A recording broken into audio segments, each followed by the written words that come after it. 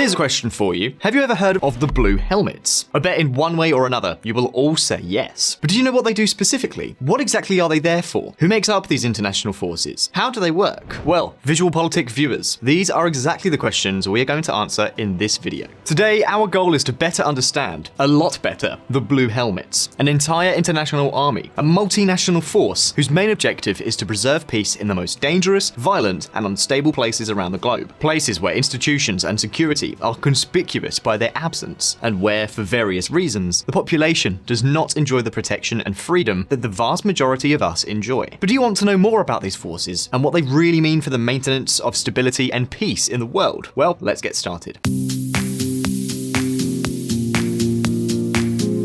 The origin of peace missions is by no means recent. In fact, we have to go all the way back to 1948. That year was the first time in history that a force commanded by an international organization was used for the express purpose of securing a ceasefire. This occurred in the conflicts in Kashmir and Palestine. The idea was that the establishment of this international mission would allow the peaceful withdrawal of the troops that were in conflict, and also that any peace negotiations would come to a successful conclusion. Although technically speaking, UN peacekeeping missions as we know them today did not exist in 1948. To see these in action, we have to fast forward to 1956, when a mission commanded under the authority of the United Nations Security Council was formalized for the first time. It was during the Suez Crisis, which pitted Egypt against the United Kingdom and France after the canal was nationalized. It was a conflict that also had two guest actors, Israel supporting the Anglo-French coalition and the United States upending the operation. Well, guess what? The international mission was a success.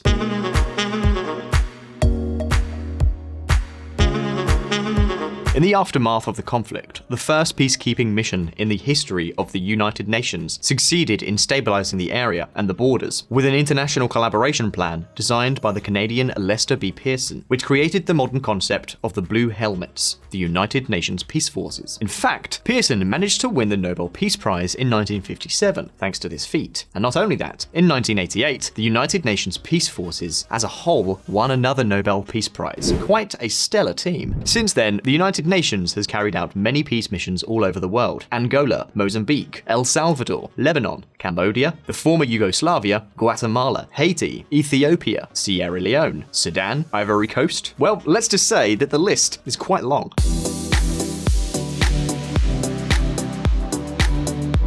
In 1960, for example, the first large-scale peacekeeping mission took place, an operation involving some 20,000 troops. It was in the middle of the African continent, during the decolonization of the Belgian Congo, a very turbulent time for this new African country. In order to ensure the withdrawal of Belgian forces and to help the new government maintain law and order, Operation Onik was deployed. This peacekeeping mission managed to prevent a civil war and ensured that all foreign military and paramilitary forces not under UN command, as well as mercenaries operating on the ground, left the country. Interesting, don't you think? Therefore, the idea makes all the sense in the world, and this is just one example of many, many more that we could put on the table.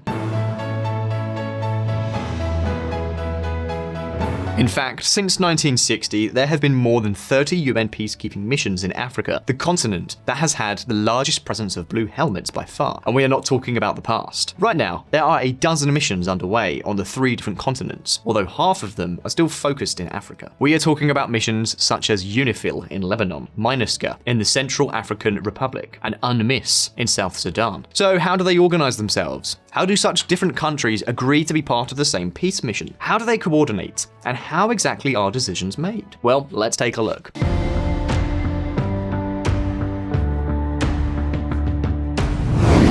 100-plus party agreement? Complicated. Let's see, do you think it's easy to get the 154 countries participating in the UN peace program to agree? Well, if so, you are very, very wrong. Getting so many countries to agree can be a Herculean task. But then, how can you overcome such an obstacle? Well, you see, for all these missions to be carried out, and for there to be effective coordination between the members, a well-oiled organization and constant communication between the different countries that contribute to this type of mission is logically necessary. More importantly, decisions have to be agreed on, something for which, in principle, it is necessary to avoid a situation where a handful of countries have a dominant position over the rest. That would be a situation that would go against the very concept of an international force, don't you think? Well, the point is that in order to achieve this, among other things, high-level ministerial secretariats have been held normally every 2 years since 2014. And take note, because at the end of this very year, the so-called 2021 Seoul United Nations Peacekeeping Ministerial will be hosted virtually by the Republic of Korea due to ongoing coronavirus concerns. This event will take place on 7 through 8 December 2021 and will involve hundreds of people to discuss key aspects of the UN peacekeeping operations.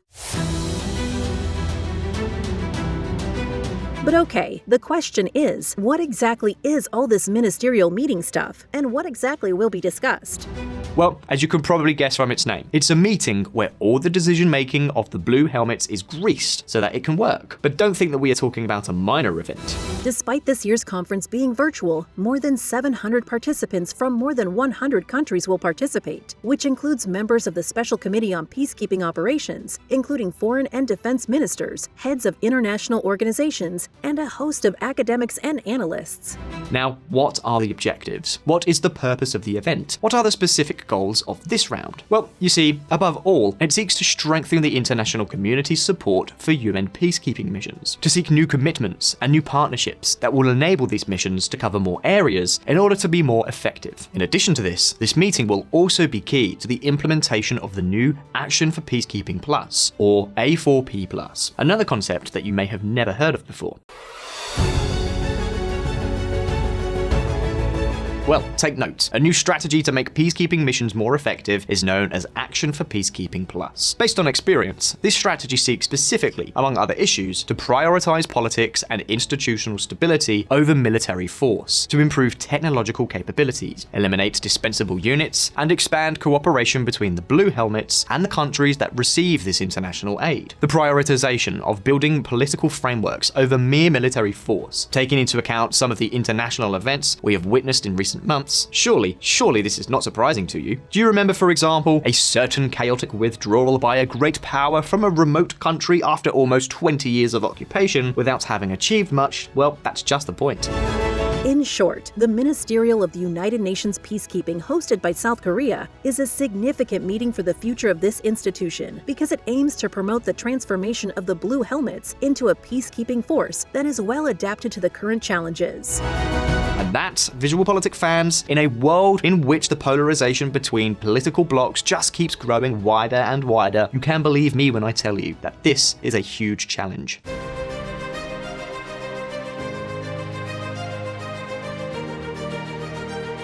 Now, having said that, I'm sure many of you are wondering, but Josh, that's all well and good, but how on earth do all these agreements materialize in practice? What are these peacekeeping missions really like? What kind of operations do they typically carry out? Well, you know what? This right here is where the key to this whole thing lies. Listen up. The blue helmets. When we talk about peacekeepers, don't think we're talking about a small group of military men committed to safeguarding peace around the world and operating in one of those remote, troubled countries that we all have in our imagination. Not at all. In reality, we are talking about an entire international force that, as of today, has a budget of almost $7 billion and involves some 70,000 troops, more than 80,000 if we count the reserve units. Then, contrary to what we might think, most of its missions are not violent war operations, but humanitarian or security missions in countries where, without their presence, chaos would probably reign. In fact, and this is a key factor that some like very much and others not so much, one of the maxims of the UN is to try not to use weapons, except for reasons of self-defense. And so, some of its most common missions are aimed at protecting civilians in local or tribal armed conflicts, stabilizing post-conflict areas, ensuring the implementation of peace agreements, or, quite simply, facilitating the transition to democratic regimes. To this end, peacekeepers mainly carry out missions for the disarmament, demobilization, and reintegration of armed ex-combatants. They also eliminate anti-personnel mines, protect border posts or checkpoints in military areas, and assist in the security of electoral events in countries with weak institutions. But having said all that, the next question is, where do the military units that are used for these missions come from? Who on earth sends the troops in? Well, you see, these are units that belong to the armed forces of each collaborating country, units that are ceded to the UN peacekeeping program and commanded by the UN, instead of by the various high commands of their respective countries. For example, we can look at the case of South Korea itself. This country is currently involved in 2 international peacekeeping missions through 2 units that between them total around 600 troops. One of the most famous is the Dongmyeong unit. With approximately 300 troops, it is in charge of monitoring any influx of illegal weapons or armed forces to Lebanon. In addition, there is the Hanbit unit, which operates with a roughly 300-strong team in South Sudan to support the construction of roads, airports, and UN offices, while ensuring better living conditions for South Sudanese people.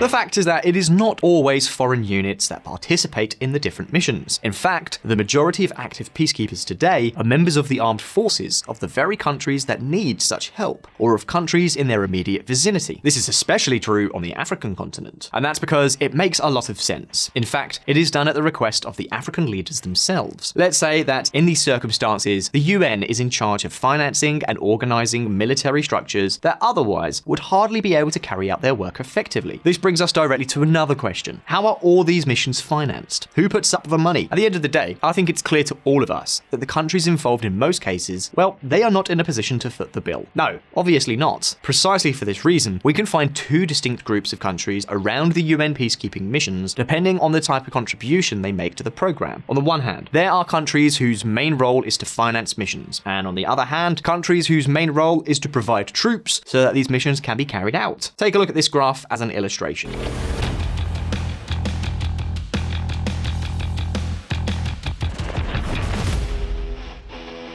As you can see, none of the 10 countries in the world that devote the most funds to the UN peacekeeping missions are included in the 10 countries that provide the most blue helmets to the various missions in Africa, which are precisely the ones that demand the most units. And this, as you can imagine, is no accident. On the one hand, the countries that finance these missions, the countries that put up the money, achieve their objective of improving stability in very tense regions or places with a lot of political, social, and religious instability, and well, let's just say conflicts of all kinds. This is supposed to be good for global stability, and therefore results in general benefits, more security, ease of trade, and so on and so forth. And on the other hand, the countries that provide the military personnel get training, field experience, equipment, and knowledge of military techniques that, let's face it, they probably couldn't afford on their own in most cases.